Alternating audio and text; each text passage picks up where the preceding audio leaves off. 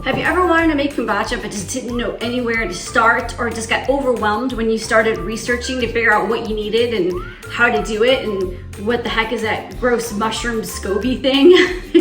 Well, I found a really nice kit on Sipology, and I figured I'm gonna go through, I'm gonna make my first batch, and I wanna show you guys how easy this is and how great it would be to have kombucha right in your own home. All right, so I'm sure you have heard how great kombucha is for you. It is great for your gut, which if you're a person like me, I'm always trying to work on repairing my gut. And it's got great antioxidants in it. It's got some great vitamin B in it.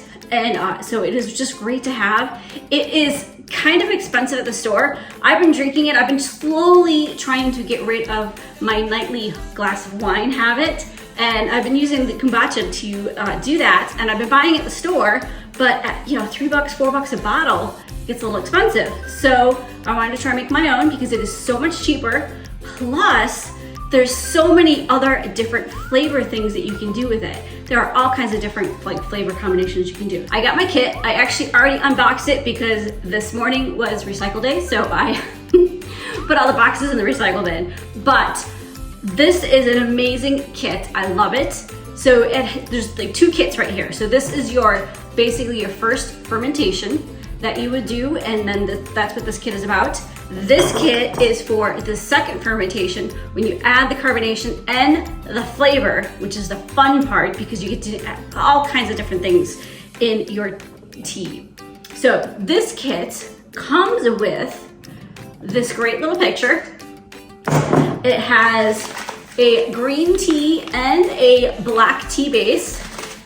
It has your little Scooby in it, or Scoby. I'm gonna get that right soon. And it's really cute. It's got this little card that says it's a Scoby. And then it has a great little book with it that brings you step by step and everything, and a handy little cover for when you're fermenting.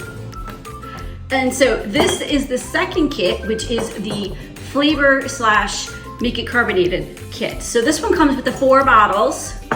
It comes with 3 different fruity teas. So we got raspberry, cosmopolitan, peach schnapps, and berry mania. So we're gonna flavor them with that. And it also has this really nice funnel.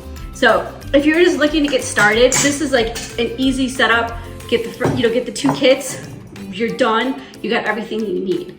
I was starting to put all the stuff in my Amazon cart about all this the different mason jar, this one, this. And then I got overwhelmed, and then I found this, and I'm like, easy peasy, done, stick both in my cart. All right, so I'm gonna go ahead, I'm gonna get started. What you do first is you gotta make your tea. It's basically almost like a concentrate tea, because we're gonna make the tea and we're gonna mix it with some sugar. So I'm gonna get this tea started, and then we'll go to the next step.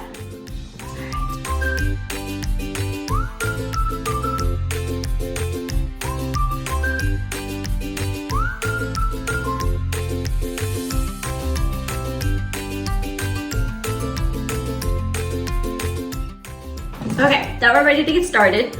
First things first, make sure everything is very clean. We're gonna be fermenting, so you don't want any foreign items or objects or anything in here. So make sure you have clean hands, make sure your vessel's very clean, everything's really clean. All right, so I'm gonna read right off of the instructions.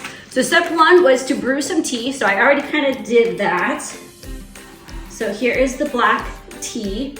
I was actually supposed to put the sugar in here first, but my little tea brewer is kind of small, so I'm gonna put that in here. This is still plenty hot, so it's gonna melt the sugar. So you need 1 cup of sugar. You wanna make sure that it is organic cane sugar is the one that's gonna work the best, and I'm gonna make a mess. And same with your tea. You wanna make sure your tea is organic tea. The one that comes with the kit is. You just wanna make sure everything's very pure. You wanna make sure your water is not from the tap if you're on city water. I'm on well water, so it should be fine. So I don't have any chlorine or anything in my water. I also put it through the osmosis, so it should be good. Again, if any of those chemicals are probably going to disrupt the growing of the cultures because you don't want to kill bacteria. So you want to make sure you have good filtered water, like distilled water from, you can buy those jugs at Walmart. That's good if you don't have any other method. So we're gonna pour this in so that we can melt our sugar. My top is not on correctly, spilling everywhere.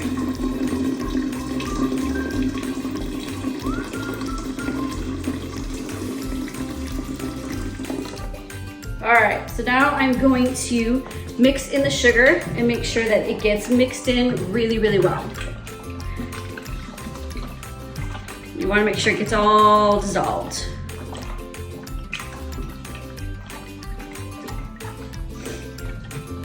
Now I'm using a plastic Rubbermaid thing. I probably would stay away from wood utensils, only because sometimes you can't always get those extremely clean. So that's personal preference. I've seen people use them before, but I just like to be on the safe side. All right, so once this is good, we are gonna add in 10 cups of plain water. I just wanna make sure that this is all the way dissolved, which it looks like it is.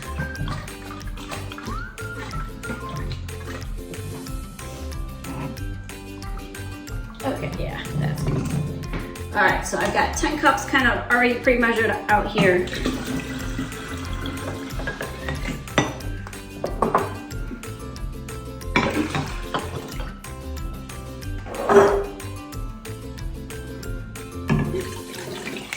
Oh my gosh, I'm making a huge mess. All right, I'm gonna mix this up.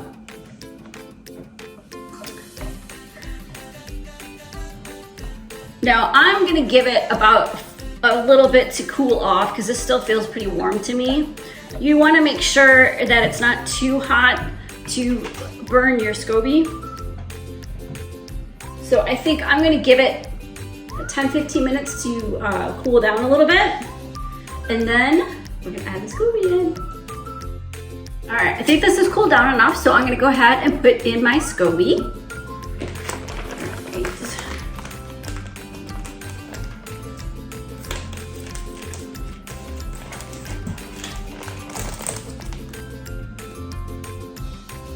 So this comes with some starter fluid.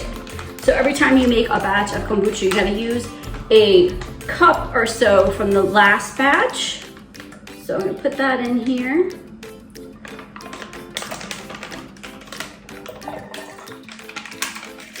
And then here's my, oh, I don't wanna heat, I squished them. All right, I'm just gonna plop them in. There he goes. All right, so now I've got that all set. That's all you have to do for the first fermentations. So what you want to do is you do want to cover it because you don't want any fruit fries or anything else to get in there or dust. This has a cap on it, but I go ahead and take it off because you don't need it for this section. But this kit does come with this nice, cute little cover. So I'm just gonna put that on top. And then what you're gonna do is you're gonna put this in a warm, dark place for 4 to 10 days. So it's nice because if you have to leave it on the counter, this little cover is gonna keep it in the dark, which is really nice. I really like this. All right, so we're gonna wait 4 to 10 days. Probably will take a little bit longer because this is new, and but we'll see. But it is warm out, so it may not take so long.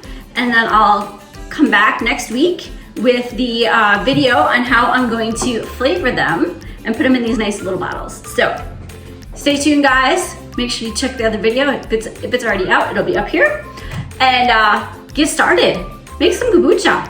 All right, see you next time.